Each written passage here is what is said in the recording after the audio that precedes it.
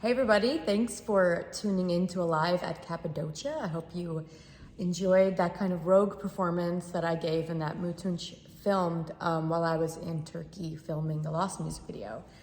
I'm so glad that we had an opportunity to create some more fun stuff to share with you guys. And it was really fun, but I wasn't really, I was prepared, but you know, it was hard to warm up and everything on site. So I was like, a little jittery, but it was super fun to do. So thanks for watching. Now, some of you guys submitted some questions for me to answer, and I have them all here. The incense is wafting in. I've got this Lunea, the Hearth incense. Very good, creating a vibe. All right, so I'm gonna kind of go in cold because I think it's more fun that way. I don't like doing things that are too rehearsed, so I might be kind of spitballing and sounding a little dumb sometimes. Bear with me. Okay, lots of good questions. How did you get a grand piano in the monastery? Was it there already, or did you have to get it moved there? It seemed to be there already, which I don't really understand how or why that happened, but I walked into that space and the piano was there, so who knew? Maybe it's been there for thousands of years. Probably not. It seemed like a pretty new piano, so I think it came for me. Okay, another great question. Would love to know more about your process of writing lyrics and music. You sound like no one else. Oh, thanks. And whenever I listen to your music, I'm always wondering where you're pulling everything from and how you translate the emotions. Lyrics? I actually always feel like my lyrics suck because they're really from the gut, you know? They're really just often spontaneous. And I realized, it took me years to realize this about my process, but like, you know, music is a way for me to really digest and understand what I'm feeling. So if I'm in like a flow state, I'll just be coming up with songs, and the things that I'll end up singing are like, oh, that's like something that I'm dealing with or something that's on my mind. It's for me, it's kind of like a divination or deeply therapeutic practice because it always elicits kind of like some deep-seated stuff in me that I'm not usually thinking about at that time. So yeah, my lyrics are often quite fundamental too. Like I love poetry, but when I'm singing, I want the declaration, I want the feeling, I want the purity of the expression. And so I don't like to make my lyrics too convoluted because then I lose my connection to the song. And I'm all about that primal, you know, fundamental connection to the art that I make. So I don't mess with it too much. If I'm just gonna say run me out 15 times, I'm just gonna say run me out 15 times. Because it's not about what I'm saying, it's about how I'm saying it. And that's really where my lyrics can shine. So thanks for a good question, Andy. I'm scrolling through, that's why I keep looking off. What would you say is the main purpose of your work? How do you define success as an artist considering the capitalistic era we live in? Mariah, good question. Oh, what is the main purpose of my work? I think like, for me, making music is a means of not only connecting to the outside world, but connecting more deeply to myself.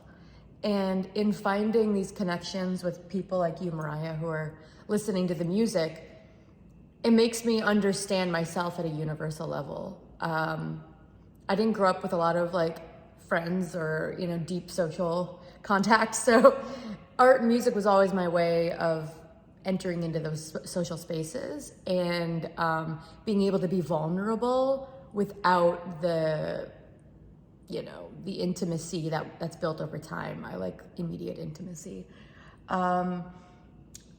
So yeah, my music is very deeply tied to my own emotional and existential awareness as a person, which is why I can't live without it. And which is why living in a capitalist era is so difficult, because then we're all pressured to have to commodify this extremely intimate, precious experience that causes us to make music in the first place.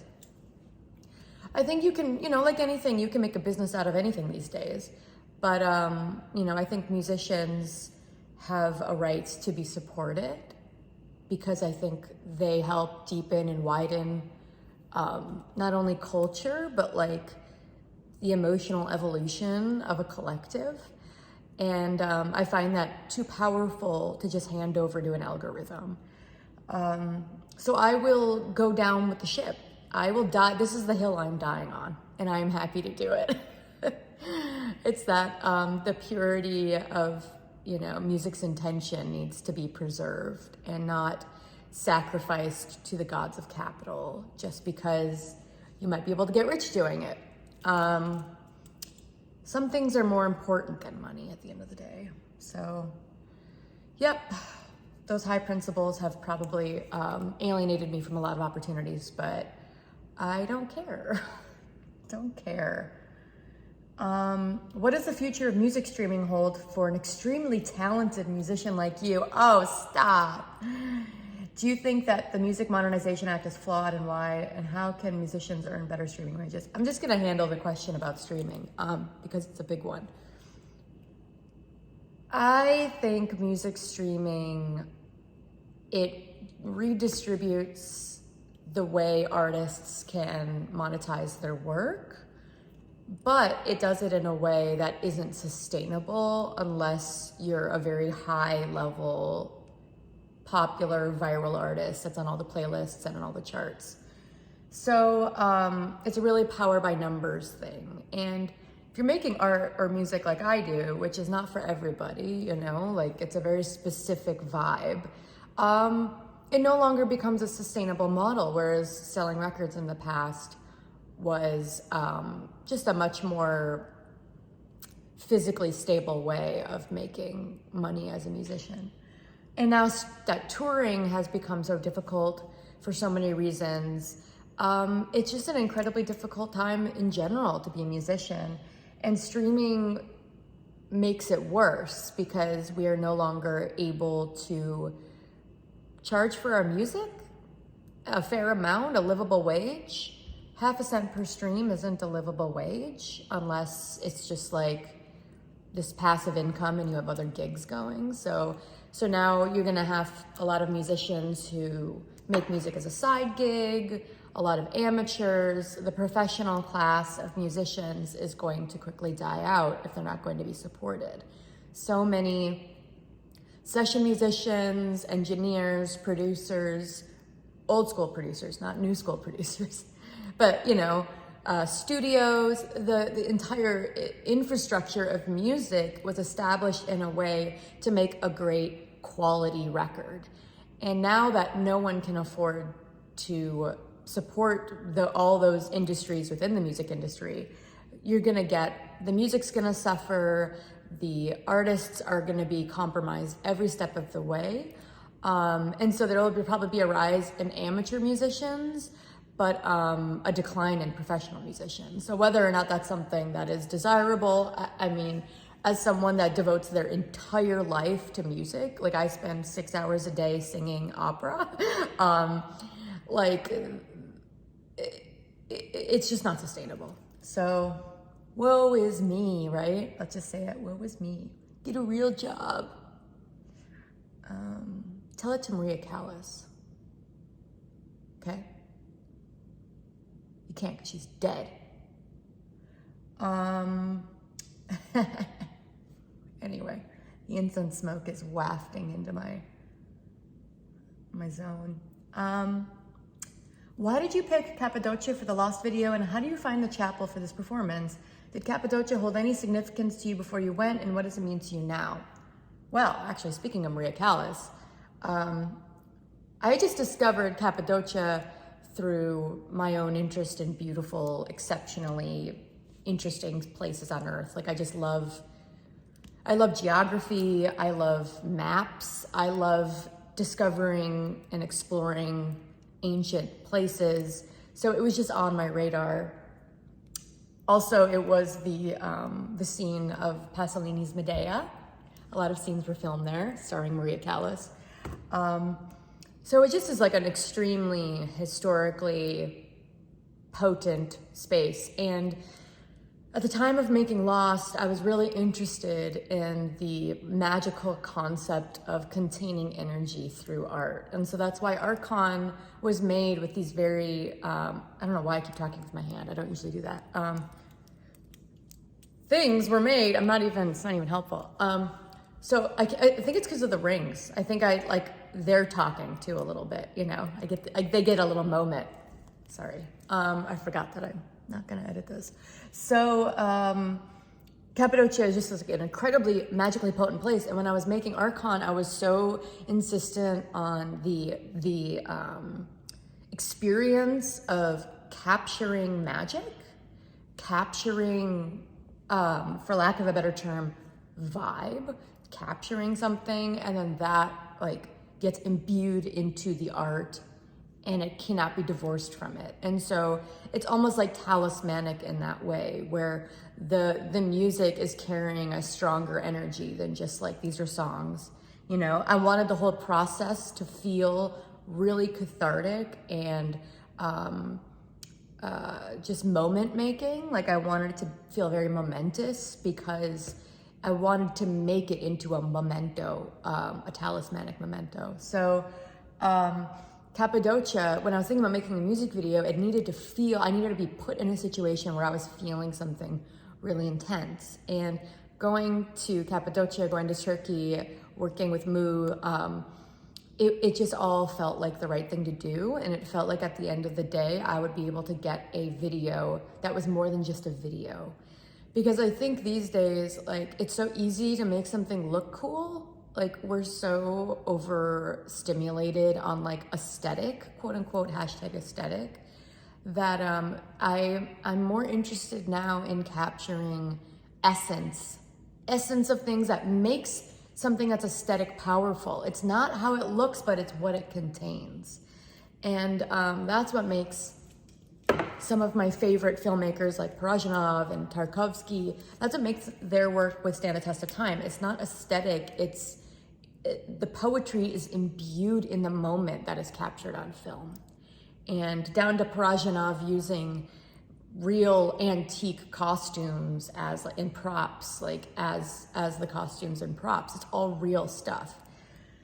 So that was really exciting for me to try to do myself. And it's what has really set me on fire artistically, is creating work with that amount of quality and intention and purpose.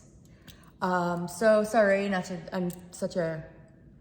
is why I can't do this stuff. I just get off on tangent about talismans or whatever. I'm sorry. Anyway, I hope that answers your question.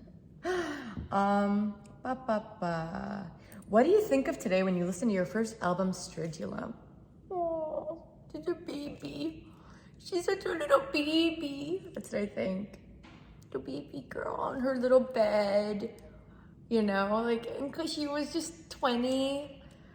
Oh, figuring it out. But you know what? She was free. She was free. And that I love. And she had no idea of what was, I feel like I always pushed myself, but like, I'm going off. See, now you got me in a moment of reflection and I'm like, I can't even speak the words. It's just a feeling. But I do wish that I don't know, like, if you asked me a couple years ago, I would have said Stridulum, like, there's so many mistakes on the record. There's so many faults. It's so imperfect. But now when I look back, I see the memories and the journey, and there's a huge fly. Do you see that? Something going on, but just pretend it's not there. I don't have the technology to CGI it out. This isn't like a Jennifer Aniston picture or whatever, vehicle. This isn't like a Tom Cruise vehicle where you can just be like touching everything up. Anyway, Stridulum, fondness. I have fondness for the little girl that I was when I made it, and a lot of freedom there that I've tried hard to recapture, because the more albums I've made, the more cynical I get, the more I run into walls and the frustration comes. But in those early days, everything's free and new, and so you can really get away with anything. And that spirit is more important than the time. You know what I mean? Like, you can be at any age and still feel that. Wow. I thought this would be over in 5 minutes, but I guess we're gonna keep going.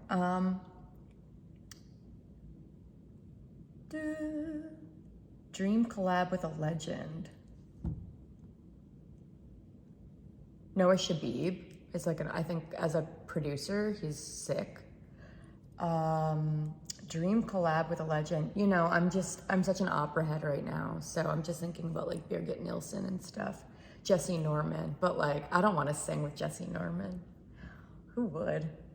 Give her the entire stage. I'll have to think about that. I might come back to that one. Trent, of course, you know.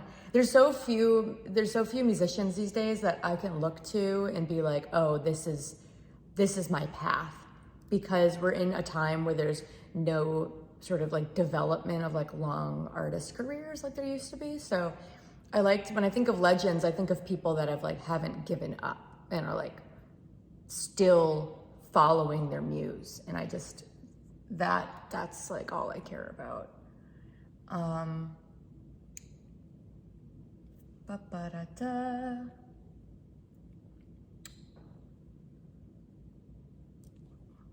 Oh. What book changed your art practice most profoundly, and how?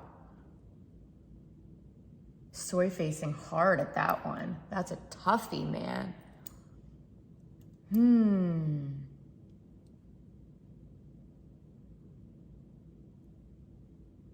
Oh, sorry, I'm still here.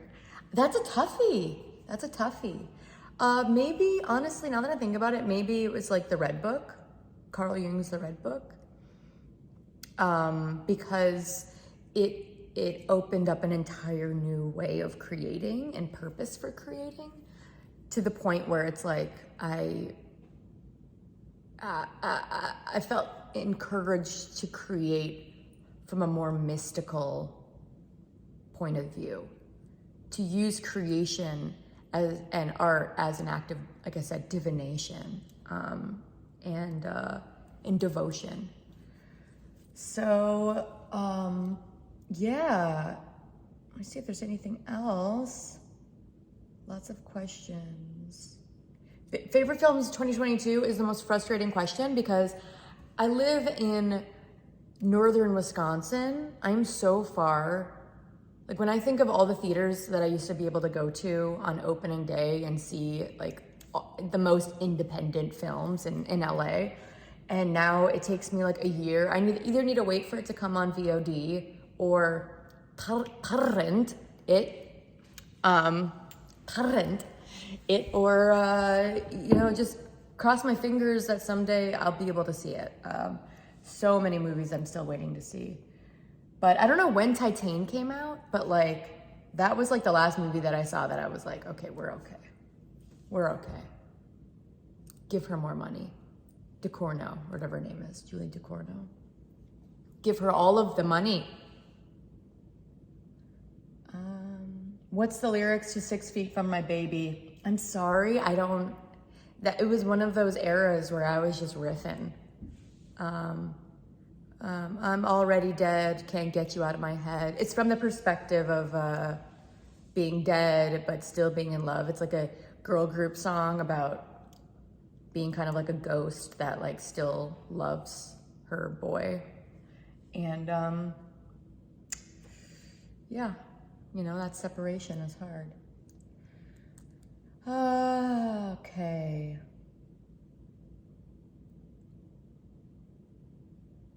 How can you eat fried cheese curds, Grant? I can't. Wait, I can. I do. I don't know. I don't think about it. I don't even know. When you say fried cheese curds, I don't even know what you're talking about. I just see it and I eat it. I don't think about it. It's programmed into me. So when you ask me, I have to think about it, and it's weird.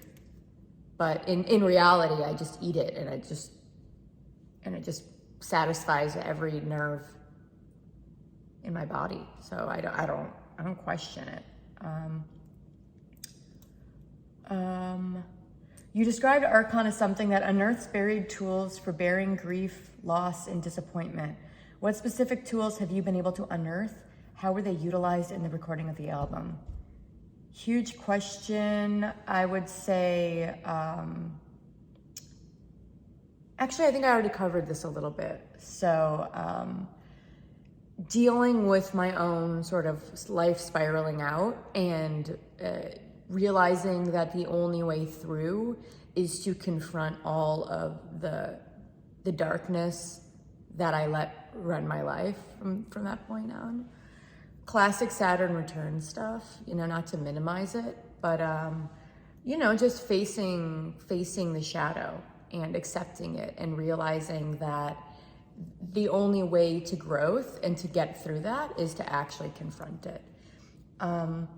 And then also really recalibrating my relationship to music and why I make it. Because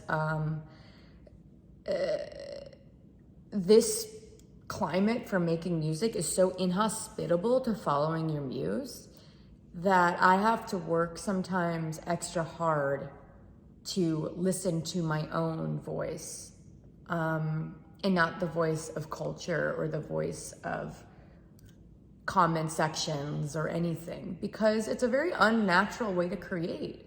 To be faced with criticism and judgment almost immediately in the process, it's like, where do I get to enjoy? When do I get to eat? And that was what was huge for me. It's like, I eat now. And if you guys want scraps later, you can buy the record. But me making the record is me eating now. The scraps are really good. Leftovers are amazing 6 months later. For you, but for me, I eat now.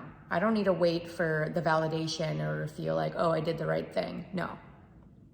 This is my right thing. And then, etc. Metaphor done, over, end. Yeah, so thank you guys again for watching and listening. I am extremely uncomfortable playing piano because when I'm playing piano and singing, I can't focus on the piano. It's just like the piano is honestly just there to give me the pitch, to counterpoint the voice in one way or another. But I hope you guys enjoy it, and I love the rawness of the piano and voice together, and I can't wait to do more. I'm gonna be performing in Berlin and Vienna soon, doing some piano, songs on piano, some operatic arias, and songs with string quartet, so it's gonna be a whole thing, and I kind of feel like this is just the tip of the iceberg. Yeah. Anyway, thanks for tuning in. This was absurd. I'm sorry if it was boring. But you know what? I don't care. No, I do actually. I deeply care. I really don't want to be boring. Okay, I'm gonna stop because I'm just rambling at this point. Thank you guys for tuning in. I really appreciate it. I'm sorry if this Q&A portion was demystifying for you in any way. I really don't like recording videos, but I do like connecting with people. So hopefully I can do it the right way next time, which is like seeing you after a show and giving you a high five and knowing that you're watching and that you exist, because that's like really what's cool. So see you on the other side, and grab Arkhon, grab Alive in Cappadocia if you haven't. And I don't know, it's been fun. It's been actually kind of fun. Yeah, all right, peace.